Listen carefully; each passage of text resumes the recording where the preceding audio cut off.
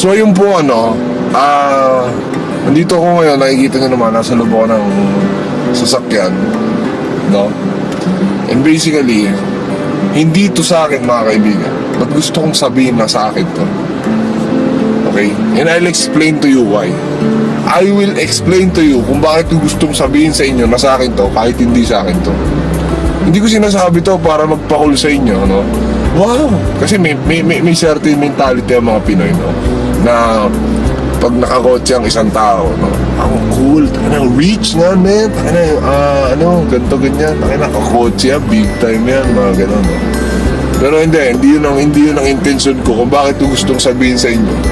At this very moment, sa akin tong kotse na to. You know why? I'll explain it to you why. What if, tanong lang mga kaibigan, what if lahat ng bagay na gusto mong makuha